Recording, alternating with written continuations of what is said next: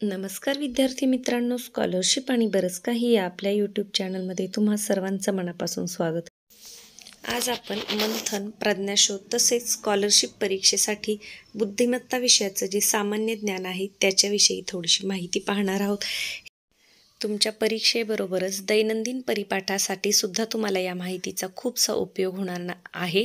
दैनंदिन परिपाठात जे प्रश्न विचारले जातात त्याच्याविषयीची माहिती तुम्हाला वेगवेगळी असणे आवश्यक आहे, तर तेच आपण आज पाहणार आहोत. तर सुरुवातीला आपण परिसर अभ्यासाविषयी जे महत्त्वाचं आहे ते पाहूया. याच्यामध्ये अंडी घालणारे जे प्राणी पक्षी आहेत त्यांना अंडज म्हणतात.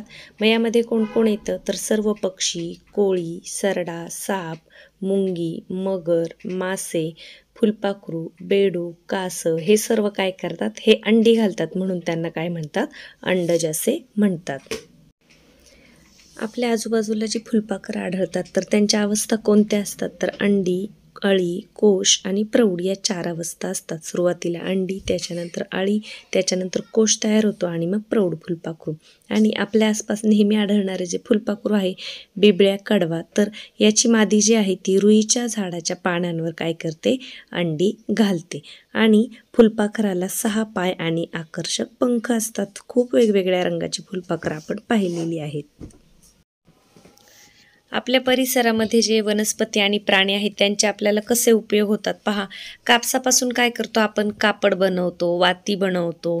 यानंतर नारळापासून खोबरेल तेल, खोबरे मिळतं आपल्याला. त्याच्यानंतर पायपुसणी, काथ्या, दोरे, खराटे इत्यादी. नागवेल आहे म्हणजे जी खाण्याची पानं असतात ती, तर त्यापासून काय, खाण्याचा विडा बनवणे आणि पूजेसाठी. आणि ऊसापासून आपण काय करतो, साखर, गूळ, काकवी आणि ऊसाचा रस मिळवतो.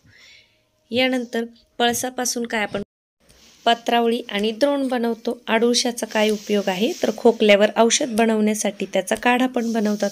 आणि कडीलिंब म्हणजे कडीपत्ता कशासाठी, फोडणीसाठी आणि केसांच्या वाढीसाठी सुद्धा कडीपत्त्याचा उपयोग होतो. यानंतर वनस्पती व प्राण्यांचे श्वसन. मासे कल्ल्यांच्या साहाय्याने श्वसन करतात. गांडूळ आणि बेडूक त्वचेच्या साहाय्याने श्वसन करतात. झाड पानांच्या साहाय्याने श्वसन करतं. म्हणजे थोडक्यात पान हे काय आहे, झाडाचं नाक आहे.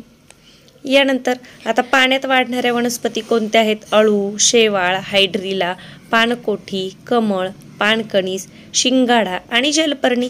जलपर्णी तुम्ही बघितली असेल, नदीवर असे वेल हिरवे हिरवे जे पूर्ण पसरलेले असतात ना, तिला जलपर्णी म्हणतात. आणि पानकणसाचा उपयोग कशासाठी होतो तर जखमेवर लावण्यासाठी सुद्धा पानकणसाचा उपयोग होतो. आता प्राण्यांचे उपयोग. रेशमी किड्यापासून आपल्याला रेशीम मिळते. आणि लाख हे लाखेच्या किड्याची विष्ठा असते. लाखेपासून बांगड्या वगैरे बनवता येतात. प्राण्यांपासून आपल्याला दूध, मांस, अंडी, लोकर, शेण मिळते. शेणापासून गोवऱ्या तयार केले जातात. खत, गोबर गॅस तसेच जमीन सारवण्यासाठी सुद्धा शेणाचा उपयोग होतो. आता पुढच्या व्हिडिओमध्ये आपण भूगोलातील काही माहिती पाहूया. म्हणजे आपल्या राज्यातील धरणे, नद्या आणि त्यांच्यावर आधारित जी माहिती आहे ती पाहणार आहोत. व्हिडिओला लाईक करायला कोणीही विसरू नका. चॅनलवर नवीन असाल तर सबस्क्राईब